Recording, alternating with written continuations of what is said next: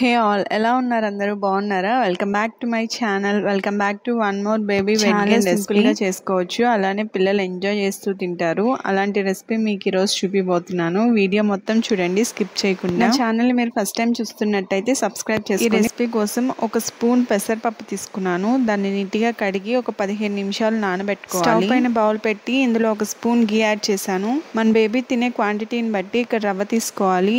నేను 2 స్పూన్స్ రవ్వ తీసుకున్నాను. ఈ రవ్వని బౌల్లో వేసి చక్కగా రోస్ట్ చేసుకోవాలి. 2 minutes లో నీట్గా రోస్ట్ అయిపోతుంది, తక్కువ క్వాంటిటీ కాబట్టి. రోస్ట్ చేసుకునే రవ్వని పక్కన పెట్టుకోవాలి. సేమ్ బౌల్లో ఒక స్పూన్ ఆయిల్ వేసి జీలకర్ర, ఎర్రగడ్డ, టమోటా వేసి కాసేపు మగ్గనివ్వాలి. ఇందులో మనం నానబెట్టుకున్న పెసరపప్పు, చిటికెడు పసుపు వేసి ఒక 10 minutes కుక్ చేశారంటే బాగా కుక్ అయిపోతుంది. ఇందాక వేయించి పక్కన పెట్టుకున్న రవ్వని ఇందులో వేసి ఒక 5 నిమిషాలు ఉడికించామంటే చక్కగా ఉడికిపోతుంది. పెసరపప్పులో నీళ్లు ఉన్నాయి కాబట్టి నేను మళ్ళీ పోయలేదు. మీకు కానీ నీళ్లు తక్కువ అనిపిస్తే కొంచెం వాటర్ వేసుకోండి. ఈ రెసిపీని మీ బేబీకి ట్రై చేసి చూడండి, తప్పకుండా ఎంజాయ్ చేస్తూ తింటారు. ఇంట్రో వీడియోలో చూసారు కదా, మా బాబు కూడా చాలా ఇష్టంగా తిన్నాడు, సో అందుకే చెప్తున్నాను.